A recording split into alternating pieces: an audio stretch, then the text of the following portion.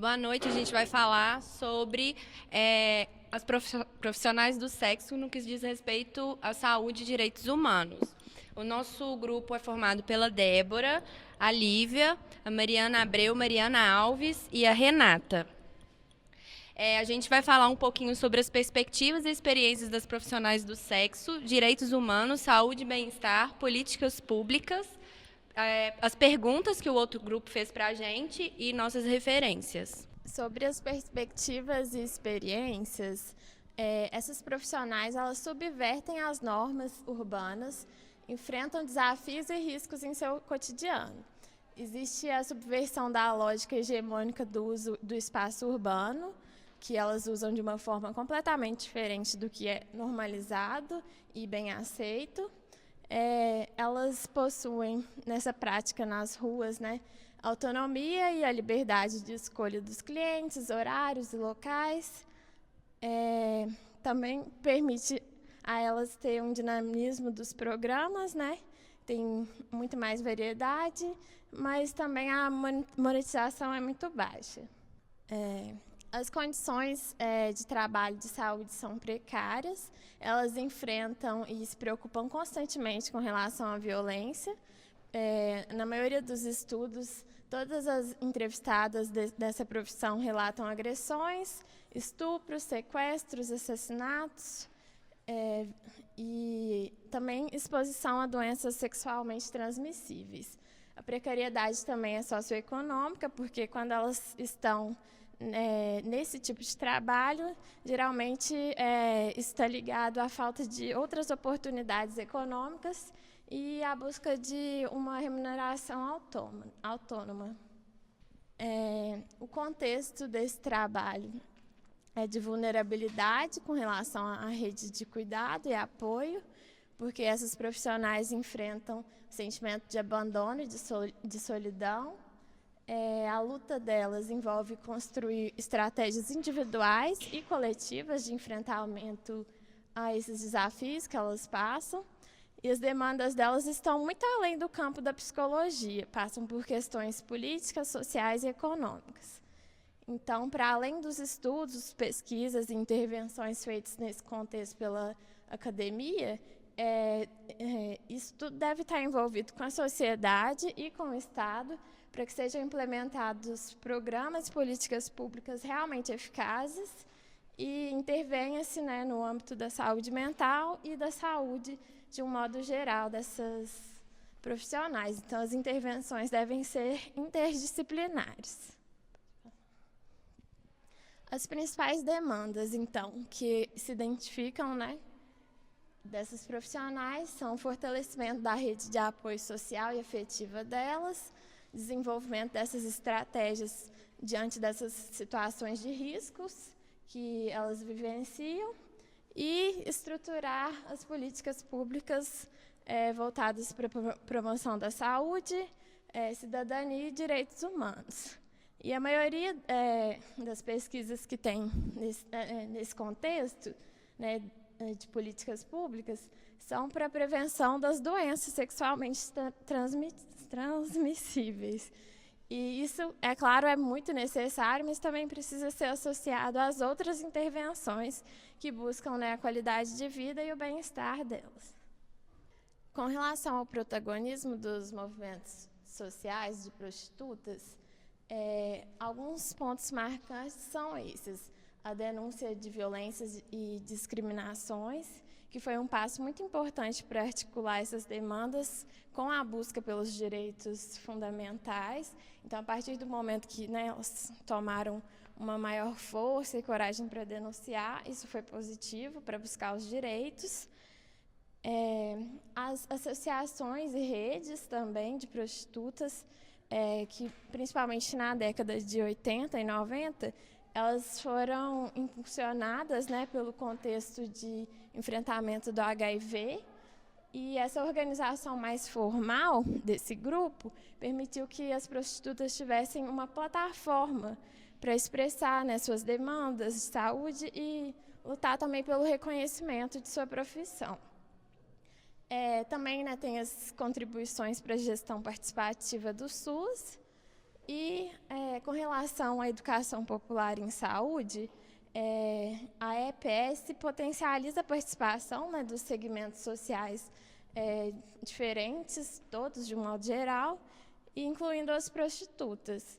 E aí, como que ela pode, né, fazer uma melhoria, né, potencializar essa participação?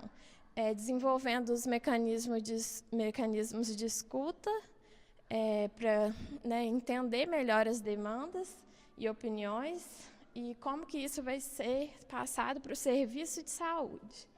E aí facilita, né, que tem esse diálogo entre o Estado e esse segmento social e promovendo também uma inclusão dos saberes populares na organização, né, das políticas de saúde. Então, o movimento social das prostitutas, ele contribui de forma significativa para a reflexão sobre as potencialidades e dificuldades da implementação de uma gestão participativa no SUS, e também a importância dele está em considerar os direitos humanos, as relações de gênero e a divisão sexual do trabalho na discussão sobre saúde pública. O engajamento, então, ele é uma forma de busca por justiça social. Inicialmente, essas mulheres vão procurar se engajar por motivos mais pragmáticos. Por exemplo, né, entender que elas precisam lutar para dar fim à violência que elas sofrem, né, de abusos, agressões policiais, entre outras. E aí, posteriormente, quando elas já estão, né, buscando essa ajuda em alguma rede de apoio, elas decidem dar continuidade à militância e aí vão incorporar outras motivações, né? Além, né, da luta pela saúde com relação às doenças sexualmente transmissíveis, vão lutar pela promoção da autoestima, entender que é importante, né, buscar uma reintegração social, compartilhar a identidade de militante delas, entre outros. Em se tratando dos direitos humanos, qualquer pessoa tem direito à liberdade e à segurança pessoal, ao mais elevado padrão de saúde atingível, incluindo tratamento e prevenção no contexto de epidemias, direito a condições de trabalho seguras e a autonomia sobre o próprio corpo e sexualidade, sem discriminação. Entretanto, diversos são os fatores que dificultam essa proteção à saúde, segurança e bem-estar dos profissionais do sexo. Uma delas é a falta de regulamentação da profissão, porque a prostituição no Brasil ela não é ilegal. Entretanto, as atividades que acontecem no entorno, elas podem caracterizar lenocínio, que é uma prática criminosa que consiste em explorar, estimular ou facilitar a prostituição sob qualquer forma ou aspecto, havendo ou não mediação direta ou intuito de lucro. Além disso, a inexistência da regulamentação profissional aumenta a vulnerabilidade laboral e o estigma daqueles envolvidos neste fenômeno social. Elas também, pode continuar lá, elas também, devido a essa falta de regulamentação, elas não têm uma segurança jurídica, então elas não conseguem ter acesso a condições dignas de trabalho e bem-estar social. Como essa profissão ela não é regulamentada, dificulta também o acesso desses profissionais à rede básica de saúde e segurança social, garantidas a profissionais de outras áreas. A criminalização do trabalho sexual aumenta tanto o risco das trabalhadoras do sexo de contraírem o HIV, como a sua vulnerabilidade à violência perpetrada por clientes, polícia e outros agentes. Além disso, também tem as questões das interseccionalidades socioestruturais, como racismo, transfobia, insegurança econômica e situação migratória, que também contribuem para essa vulnerabilidade. Aqui eu trouxe alguns dados que eu encontrei numa cartilha de direitos humanos da UNAIDS, que trazem algumas informações a respeito dos profissionais do sexo. Em 2019, as trabalhadoras do sexo apresentavam um risco 30 vezes superior de contrair o HIV do que a população feminina em geral. Entre profissionais do sexo, 32,8% desconhecem o seu estado sorológico positivo para HIV, De 45% a 75% das mulheres trabalhadoras do sexo adultas são agredidas ou abusadas pelo menos uma vez na vida. E em 2019, cerca de 8% das novas infecções pelo HIV entre adultos em todo o mundo ocorreram entre profissionais do sexo de todos os gêneros. E aqui eu trouxe algumas possíveis formas de reduzir esse problema. Através da descriminalização direta e indireta dos profissionais do sexo, incluindo sanções administrativas e outras medidas utilizadas contra profissionais do sexo e seus clientes, garantia de acesso a serviços relacionados ao HIV e de saúde sexual e reprodutiva, em conformidade com os princípios de igualdade e não discriminação, incluindo a melhoria do acesso aos serviços relacionados ao HIV, inclusive através de serviços de prevenção específicos para profissionais do sexo, além da criação de políticas públicas que possam trazer melhorias na qualidade de vida dessa classe. Boa noite. Bom, como a gente já viu, como a gente tem uma noção, os profissionais do sexo enfrentam frequentemente significativos desafios. Desafios esses que estão intimamente relacionados com a saúde e com o bem-estar deles. E que estão também intimamente relacionados devido à marginalização, aos estereótipos, aos preconceitos que eles sofrem por parte da sociedade, relacionados a importância do acesso a serviços de saúde adequados e as iniciativas de promoção da saúde sexual e reprodutiva. Dito isso, para a gente começar aí esse diálogo, continuar, na verdade, esse diálogo, a gente pode falar dos principais desafios. Como eu falei na introdução, esses desafios são extremamente complexos e multifacetados. Por isso que, eu diria que é mais que mister a implementação de políticas públicas que levam em conta a necessidade em geral dessa população. Por exemplo, levar em conta o contexto social cujo qual eles estão inseridos, levar em conta também o lado econômico, porque isso tudo faz parte, né? Se tratando agora propriamente dos desafios, a gente pode começar com as infecções sexualmente transmissíveis. É um grande desafio, mas eu não trouxe esse tópico para a gente relacionar, porque já está tão a sociedade já relaciona de uma forma preconceituosa muito os profissionais do sexo e infecções sexualmente transmissíveis, mas não foi nesse sentido, foi no sentido que muitas vezes os clientes, enfim, parceiros desses profissionais não ficam querendo usar preservativo, que com certeza coloca ou o profissional do sexo numa situação, evidentemente, de muito risco, de muita vulnerabilidade. O segundo tópico, que é o primeiro ali, desculpa, eu esqueci de colocar, mas a gente já falou um pouco, é relacionado à saúde mental. A estigmatização e marginalização, por parte da sociedade perante essa parcela da sociedade é muito notória. E isso, consequentemente, vai gerar um sofrimento mental, extremamente grande e imensurável nesses profissionais.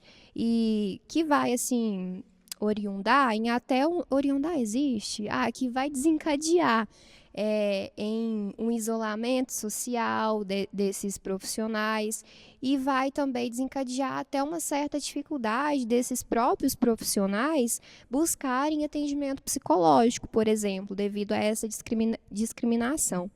Um outro tópico que a Mariana também já falou é em relação à violência e abuso. Muitas vezes, frequentemente, os clientes ou, enfim, parceiros, acho que clientes mesmo, dos profissionais do sexo, não dá o devido respeito a elas ou a eles. Muitas vezes também eles precisam, ir para ruas escuras, ruas desertas, bairros perigosos, que eles podem, encontrar com um abusador, com um assaltante. Então, eles estão também frequentemente expostos a esse risco. Um outro fator são as questões relacionadas à dependência química. Aí eu trouxe também, não para a gente associar, mas para a gente refletir. Vamos pensar no sujeito que é profissional do sexo e ele sendo imerso em preconceitos, em estereótipos por parte da sociedade, ele estando imerso também a uma necessidade de continuar sendo profissional do sexo, porque muitas vezes são profissionais que têm baixa renda, eles assim enxergam uma única saída para lidar com tudo isso, se imergirem em substâncias narcóticas, tais como o uso abusivo de álcool e outras drogas. Então, assim, tá tudo muito linkado. E, por fim, são as condições de trabalho. As condições de trabalho foi no sentido de que muitas empresas que trabalham com esse ramo não têm assim um certificado, uma coisa assim legal, sabe? E justamente por não ter esse algo legal, coloca os profissionais do sexo a trabalharem assim de formas e com recursos extremamente precários, com falta de segurança, com falta assim até de alimentação. E agora, dito isso, em contrapartida, a gente pode passar para a importância do acesso a serviços de saúde. Bom, não é muito difícil da gente pensar, né, que é muito importante o acesso ao serviço de saúde, ao que tange aí a prevenção e tratamento de doença, porque, claro, é uma forma de prevenção e tratamento das doenças sexualmente transmissíveis, tanto entre os profissionais do sexo, quanto para a população, né? O segundo tópico, que é muito importante também, é a redução do estigma e discriminação. Muitas vezes, quando essas e esses profissionais vão até uma UBS ou um hospital, enfim, procurar um atendimento de saúde, eles são infelizmente discriminados. Então, assim, é muito importante ter uma preparação técnica por parte desses profissionais de saúde para que eles, de fato, os profissionais do sexo, recebam um tratamento assim humanizado, algo digno, que de fato é direito deles, né, mas que eles precisam bater assim frequentemente nessa tecla. Em contrapartida também, a gente tem o tópico de bem-estar mental. A gente viu, né, que esse grupo sofre com um sofrimento mental muito grande, né, e isso pode ser tratado ou pelo menos atenuado com os recursos de um atendimento psicológico, né, que está tudo interligado com a capacitação dos profissionais, com pelo menos a atenuação da marginalização. E, por fim, a redução de desigualdades sociais, que também está intimamente ligado, né? Acredito eu que garantir um acesso assim, igualitário por parte da população para esse grupo dos profissionais do sexo é uma forma de construir, ou pelo menos de tentar construir, uma sociedade mais equitativa e igualitária, e justa, na verdade. Agora a gente pode partir para as iniciativas de saúde, de promoção da saúde sexual e reprodutiva, na verdade. Aí eu dividi em 2 subgrupos. As iniciativas que já são existentes e as que ainda precisam constantemente ser reformuladas, ser reforçadas. Porque eu andei pesquisando e, assim, as políticas públicas direcionadas, posso estar muito errada, mas as políticas públicas relacionadas diretamente para os profissionais do sexo são extremamente escassas. Então, primeiro, eu vou falar dos programas e iniciativas já existentes. O primeiro é o programa Cuida Mais Brasil. Esse programa foi instituído pela portaria número 937, de 5 de maio de 2022, e ele tem como propósito aprimorar a assistência à saúde da mulher e desses trabalhadores. O segundo, que também os profissionais do sexo estão incluídos, na verdade, a Política Nacional de Saúde Integral de Lésbicas, Gays, Bissexuais, Travestis e Transsexuais, que foi instituída pela Portaria de número 2836, de 1º de dezembro de 2011. Essa política ela tem o objetivo de promover a saúde integral dessa parcela, e incluindo também os profissionais do sexo. Inclui também ações de prevenção, ações também de combate do estigma e da discriminação desses preconceitos. Uma outra política é os Centros de Testagem e Aconselhamento, os CTAs. Os CTAs, nada mais nada menos, são assim, importantes unidades de saúde mental que oferecem testes gratuitos de HIV, de sífilis, hepatite, enfim, de outras doenças sexualmente transmissíveis de forma gratuita e confidencial. Pelo menos é mais que importante, né? Tá na teoria. Por fim, um outro que eu trouxe foi as campanhas de promoção do uso de preservativo, que o governo federal, em parceria com o Ministério de Saúde, faz, mas ainda assim de forma muito escassa, que é através de panfletos, através de distribuição de preservativos mesmo nas UBSs, enfim. Agora a gente pode falar um pouco sobre as iniciativas que ainda poderiam ser feitas para promover a saúde mental e reprodutiva dos profissionais do sexo. Vocês vão ver que um tópico sempre está interligado ao outro do slide anterior. O primeiro é propriamente a capacitação de profissionais de saúde. É um treinamento específico, né, para que os profissionais de saúde possam, de fato, atender de forma mais respeitosa, menos preconceituosa e de forma mais adequada os profissionais do sexo. E, assim, essa capacitação e esse treinamento, mais uma vez, pode ser promovido, feito, né, promovido mesmo pelo governo federal em parceria com o Ministério da Saúde. O segundo, novamente, que o governo federal e o Ministério da Saúde pode fazer é o aumento da distribuição dos acessos e métodos contraceptivos modernos, tais como a disponibilização gratuita de métodos contraceptivos como o DIU, implantes e pílulas, de forma mais facilitada e acessível para essa parcela. O 3 e o 4 está bem interligado, que são a promoção da autonomia e empoderamento das profissionais do sexo e a implementação de políticas públicas de promoção da saúde sexual e reprodutiva. Como eu disse, é mais que importante a implementação e a formulação de constantes políticas públicas que visem a realmente tratar as necessidades dessa parcela da população, visar atender as verdadeiras necessidades no sentido de olhar para o contexto sócio-histórico, na verdade sociocultural, que os profissionais estão inscritos, olhar, como nem eu disse, o impacto econômico e financeiro que cada sujeito tem dos profissionais do sexo. E uma outra alternativa também, o governo federal pode, com ONGs também, pode promulgar palestras públicas e um merchandising social com vistas a trazer informação para tentar assim, atenuar o preconceito e a discriminação, não só para essa população mesmo, não só para os profissionais do sexo, mas também para toda a população, para toda a sociedade, aí, com vistas a pelo menos mitigar um pouco do preconceito e dos estereótipos que eles tanto sofrem.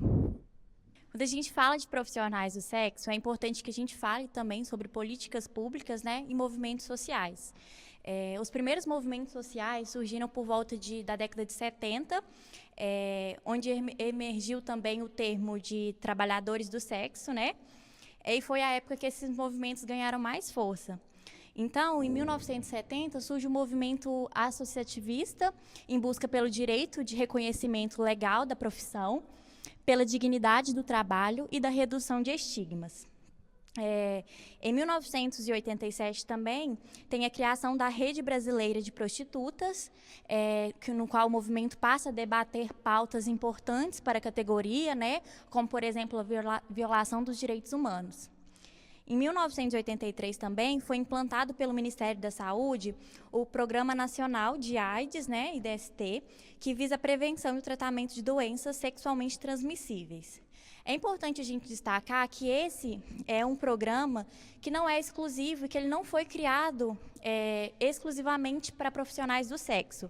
Porém, o Ministério da Saúde e a Comissão Nacional de AIDS, eles apontaram que um dos fatores responsáveis para a efetivação e o reconhecimento do programa foi justamente a participação das profissionais do sexo no trabalho de prevenção.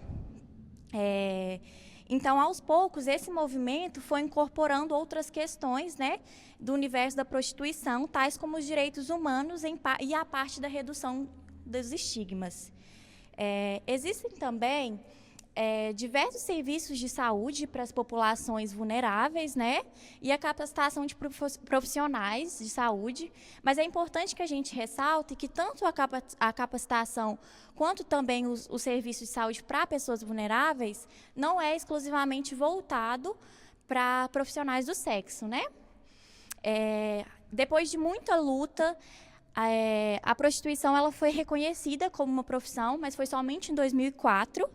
Ela foi reconhecida pelo Ministério do Trabalho e do Emprego e ela aparece no CBO com o número 5.198/05.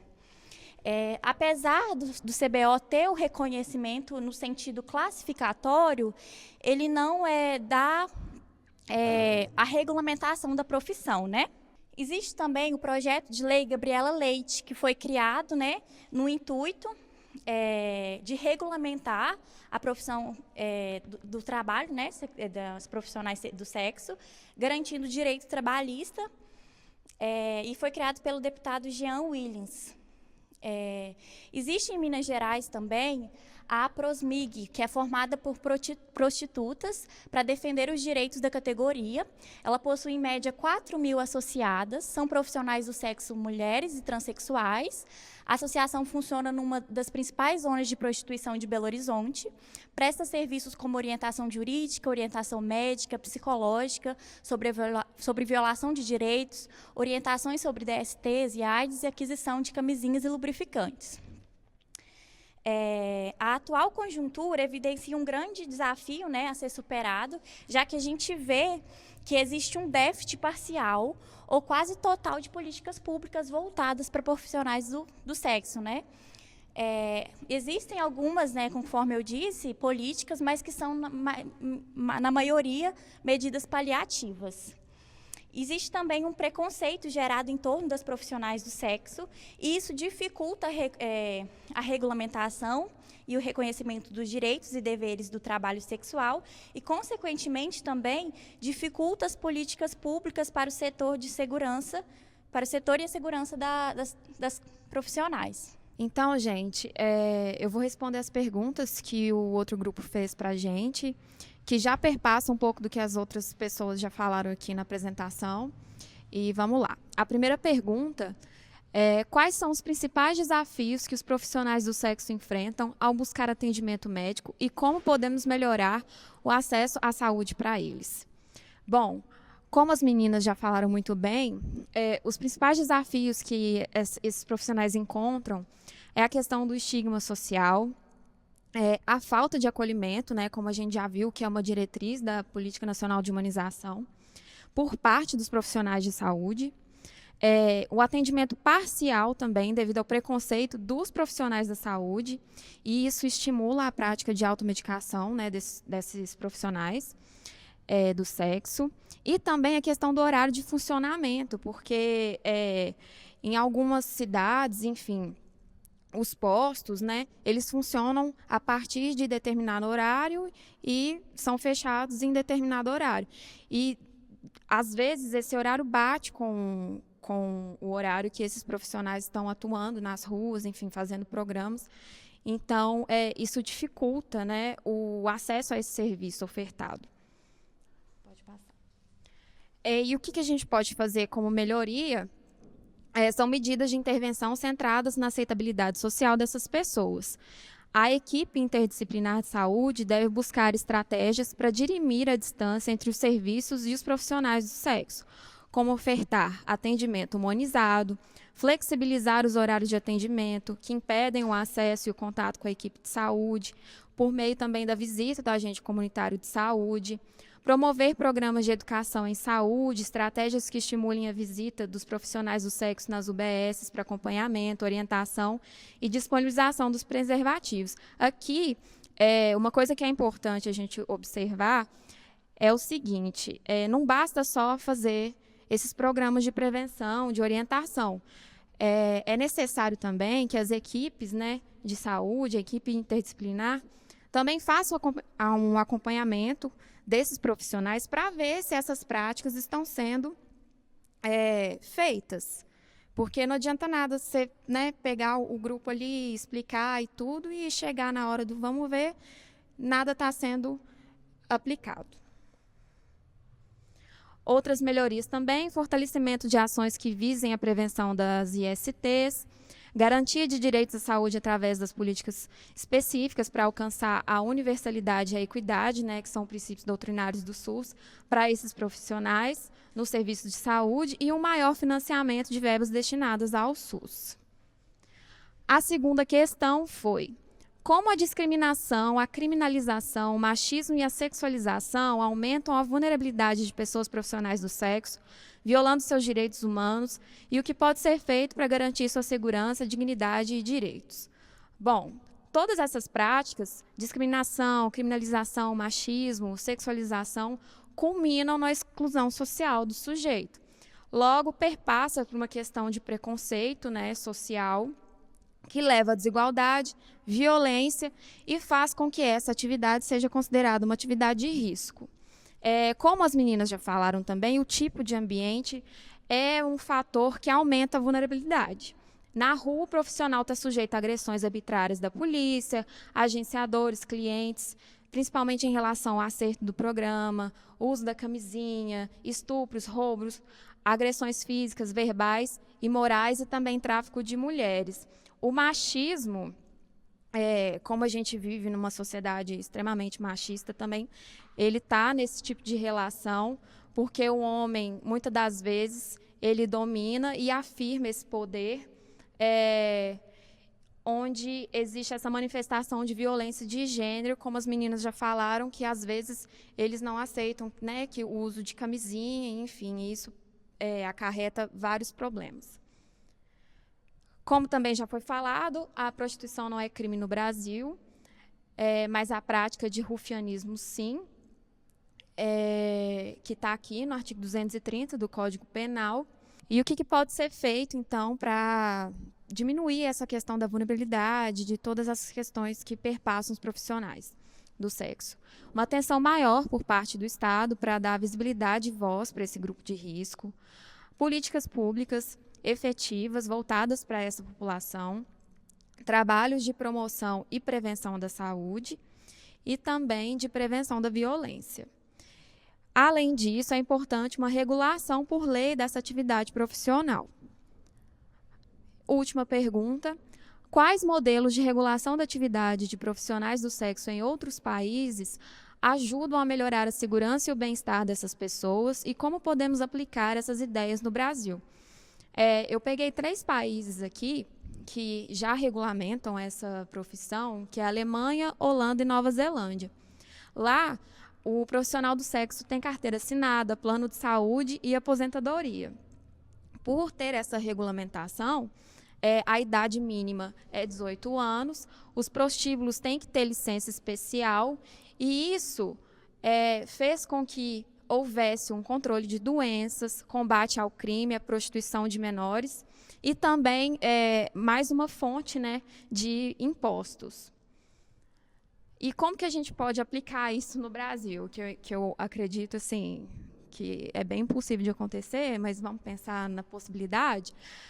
Seria a partir de políticas de educação e conscientização social, né, para que as pessoas, em geral, percebessem a importância dessa regulação e o que isso acarreta. Logo, com as pessoas tendo essa conscientização, haveria uma pressão social, e essa pressão social ela poderia ser realizada através das eleições. Então, elegendo pessoas que estão falando dessa pauta, que estão olhando para os direitos dessas pessoas. E é isso, essas são as nossas referências. Pode passar. Muito obrigada.